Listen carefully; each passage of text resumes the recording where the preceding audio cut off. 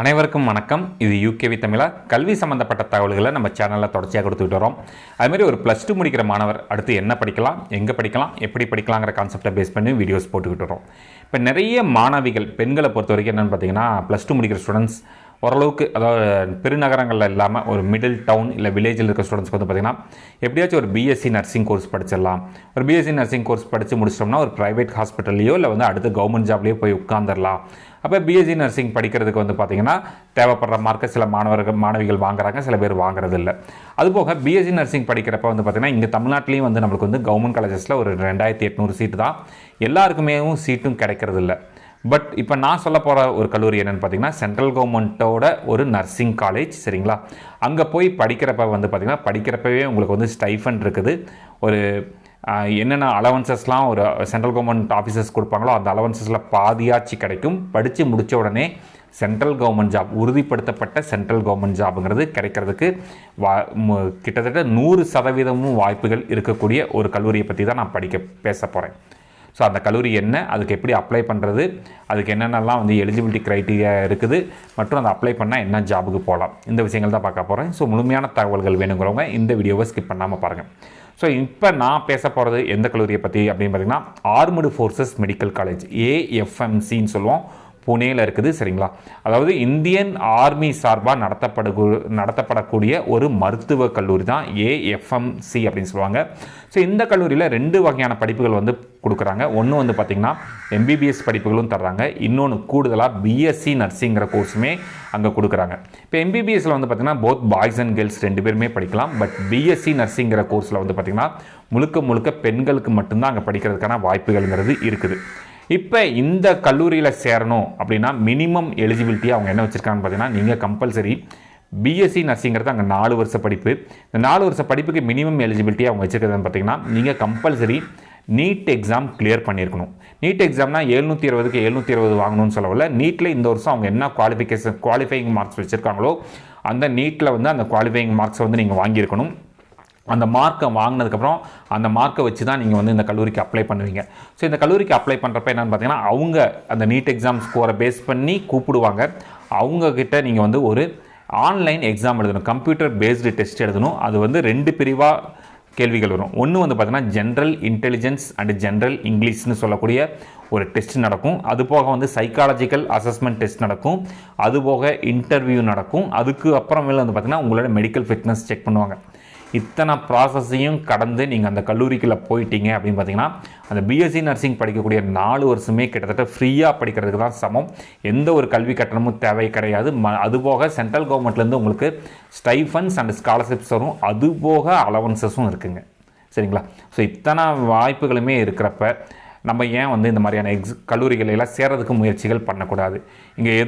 இங்கே தமிழ்நாட்டில் ஏதாவது ஒரு கல்லூரியில் நீங்கள் வந்து லட்சக்கணக்கில் டொனேஷன் கொடுத்துக்கிட்டோ இல்லை லட்சக்கணக்கில் ஃபீஸ் கட்டிக்கிட்டோ படிக்கிறத தாண்டி இந்த மாதிரியான ஒரு கல்லூரிகளுக்கு நம்ம மாணவிகள் ஏன் முயற்சி பண்ணக்கூடாதுங்கிறது தான் என்னுடைய ஒரு சின்ன ஆதங்கம்.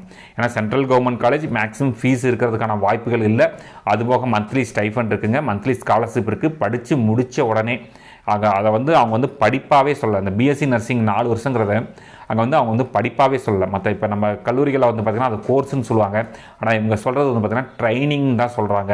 ஸோ அப்போ ட்ரைனிங் முடித்த உடனே சென்ட்ரல் கவர்மெண்ட்டோட ஜாப் இருக்கிறப்ப நம்ம ஏன் இந்த கல்லூரிகளெல்லாம் சேர்றதுக்கு முயற்சிகள் பண்ணுறதில்ல அப்படிங்கிறது நம்ம மாணவிகளுக்கு தெரிகிறதில்ல. ஓகே, இப்போ நான் சொன்ன மாதிரி நீட் எக்ஸாம் கிளியர் பண்ணிட்டீங்க, அவங்க வைக்கக்கூடிய கம்ப்யூட்டர் பேஸ்டு ஆன்லைன் டெஸ்ட்டையுமே கிளியர் பண்ணிடுறீங்க, சைக்காலஜிக்கல் அசஸ்மெண்ட் முடிச்சிடுறீங்க, இன்டர்வியூ முடிச்சிடுறீங்க, மெடிக்கல்லையும் நீங்கள் செட் ஆகிட்டிங்கன்னா இந்த கல்லூரிகளில் போய் படிக்கிறதுக்கான வாய்ப்புகள்ங்கிறது இருக்குது. ஸோ இந்த கல்லூரிக்கு படிக்கிறதுக்கு அப்ளை பண்ணுறதுக்கு என்ன வெப்சைட்டில் போய் அப்ளை பண்ணணும்னு பார்த்தீங்கன்னா 2 வெப்சைட் சொல்கிறேன். ஒன்று வந்து பார்த்திங்கன்னா joinIndianArmy.nic.inங்கிற வெப்சைட்டை யூஸ் பண்ணலாம். இன்னொரு வெப்சைட் வந்து பார்த்திங்கன்னா indianarmy.nic.inங்கிற வெப்சைட்டை யூஸ் பண்ணலாம். இந்த வருஷம் நீங்கள் அப்ளை பண்ண போகிறீங்க அப்படின்னு பார்த்தீங்கன்னா உங்களுடைய டேட் ஆஃப் பர்த்துங்கிறது 1 அக்டோபர் 1999லேருந்து 30 செப்டம்பர் 2007க்குள்ளே இருக்கணும் அப்படின்னு சொல்கிறாங்க. சரிங்களாங்க? இந்த கம்ப்யூட்டர் பேஸ்டு டெஸ்ட்டில் வந்து மொத்தம் என்ன பண்ணுறாங்க அப்படின்னு பார்த்தீங்கன்னா 40 மல்டிபிள் சாய்ஸ் கொஸ்டின்ஸ் கேட்பாங்க. 40 கொஸ்டின் கேட்பாங்க. ஒவ்வொரு கேள்விக்குமே 2 மதிப்பெண்கள் கொடுத்து மொத்தம் இந்த டெஸ்ட்டுங்கிறது 80 மதிப்பெண்களுக்கு நடக்கும். சரிங்களா? அதுபோக இதில் நெகட்டிவ் மார்க்கிங் இருக்குது. நீங்கள் ஒரு ஆன்சர் தப்பாக பண்ணாலுமே அதுக்கு வந்து 0.5 மார்க்ஸ் வந்து போயிடும். இந்த டெஸ்ட்டுங்கிறது மொத்தம் 30 நிமிஷம் நடக்குங்க. சரிங்களா? ஸோ இப்போ இந்த படிப்பை வந்து என்ன அங்கே வந்து ஏஎஃப்எம்சி புனேயில் மட்டும்தான் கொடுக்கலாங்களான்னு கேட்டால் கிடையாது. இந்தியன் ஆர்மியோட ட்ரைனிங் காலேஜஸே சொல்லி மொத்தம் ஒரு 6 காலேஜ் இருக்குங்க. மெடிக்கல் போர்டுக்கு மட்டுமே 6 கல்லூரிகள் இருக்குது. எங்கெங்கெல்லாம் இருக்குதுன்னு பார்த்தீங்கன்னா புனேயில் இருக்குது, கொல்கத்தாவில் இருக்குது, மும்பை, நியூ டெல்லி, லக்னோ, பெங்களூர். இந்த 6 இடங்களில் வந்து பார்த்திங்கன்னா மத்திய அரசோட நர்சிங் காலேஜஸ்ங்கிறது இருக்குது. மத்திய அரசோட அதாவது டைரக்ட் சென்ட்ரல் கவர்மெண்ட் கிடையாது, அது சென்ட்ரல் கவர்மெண்ட்டோட அஃபிஷியல் டிபார்ட்மெண்ட்டான இந்தியன் ஆர்முடு ஃபோர்ஸஸோட நர்சிங் காலேஜஸுங்க.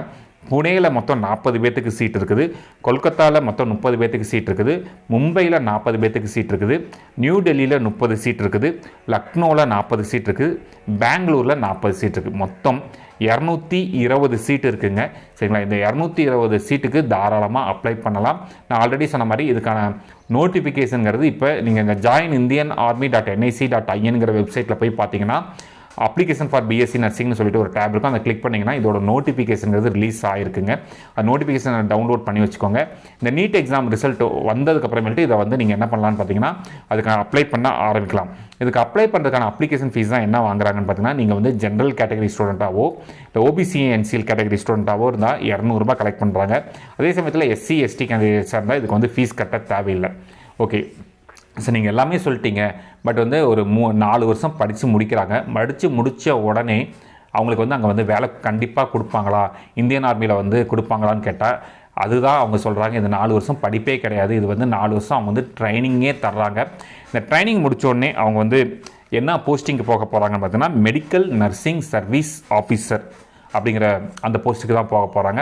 இப்போ 4 வருஷம் படிக்கிறப்பவே வந்து பார்த்திங்கன்னா அவங்களுக்கு வந்து ஸ்டைஃபண்டோடு படிக்கிறாங்க. படித்து முடித்தோடனே சென்ட்ரல் கவர்மெண்ட்டில் இந்தியன் ஆர்மியோட ஹாஸ்பிட்டல்ஸில் இந்தியன் ஆர்மடு ஃபோர்ஸஸில் இருக்கக்கூடிய ஏதாவது ஒரு ஃபோர்ஸோட ஹாஸ்பிட்டலில் போய் அவங்க வந்து சென்ட்ரல் கவர்மெண்ட் ஜாபோட with whatever the salary அலவன்சஸோட இருக்கிறதுக்கான ஒரு வாய்ப்புகள்ங்கிறது இருக்குது. ஸோ தமிழ்நாட்டை சேர்ந்த நிறைய மாணவிகள் இதுக்கு அப்ளை பண்ணுறதில்ல. ஸோ இந்த வாய்ப்புகள்லாம் நல்ல முறையில் பயன்படுத்தி நீங்கள் வந்து போய் சேரணும் அப்படின்னு சொல்லி என் சார்பாக வாழ்த்துக்கிறேன். ஸோ இது மாதிரி கண்டினியூஸாக உங்களுக்கு வந்து சென்ட்ரல் கவர்மெண்ட் காலேஜஸை பற்றி தெரிஞ்சுக்கணும். சென்ட்ரல் கவர்மெண்ட்டில் வந்து காலேஜஸில் சேர்றதுக்கு என்ன எலிஜிபிலிட்டி க்ரைட்டீரியா, என்ன ஸ்காலர்ஷிப் தருவாங்க, என்ன ஸ்டைஃபண்ட் தருவாங்க, என்ன கவர்மெண்ட் ஜாப் கிடைக்கும், இது மாதிரி கண்டினியூஸான தகவல்கள் வேணுங்கிறவங்க யூகேவி தமிழா அப்படிங்கிற இந்த யூடியூப் சேனலை சப்ஸ்கிரைப் பண்ணிக்கோங்க. அதுபோக நான் பெரும்பாலும் எல்லா வீடியோஸ்லையும் சொல்கிற ஒரு விஷயம், எப்பயுமே ஒரு 12th முடிச்சுட்டு அடுத்து என்ன படிக்கலாம், எங்கே படிக்கலாம், எப்படி படிக்கலாங்கிறத பற்றி யோசிக்காதுங்க. ஒரு 10th முடித்தோன்னே யோசிங்க. தயவு செஞ்சு இந்த வீடியோவை வெறும் +2 முடிக்கிற மாணவிகள் மட்டும் பார்க்க வேண்டாங்க. ஒரு 10th படிக்கிற மாணவி, 11th 12th இந்த 10th முடித்தவங்க, இத்தனை ஸ்டாண்டர்ட்ஸை சேர்ந்த மாணவிகள் மற்றும் அவங்களோட பெற்றோர்களுக்கு இந்த வீடியோவை பாருங்கள். சரிங்களா? மற்றும் இந்த வீடியோ உபயோகமானதாக இருந்துச்சுன்னா நீங்கள் குறைஞ்சபட்சம் ஒரு 10ஆம் வகுப்பு படிக்கிற மாணவிகள்கிட்ட இருந்தே இப்போ இருந்தே இதெல்லாம் காட்டுங்க. சரிங்களாங்க? அவங்க பெற்றோர்கள்கிட்ட காட்டுங்க. இதுக்கு அப்ளை பண்ணுறதுக்கு அவங்கள இப்போ இருந்தே தயார்படுத்த ஆரம்பிங்க. மிகவும் நன்றி.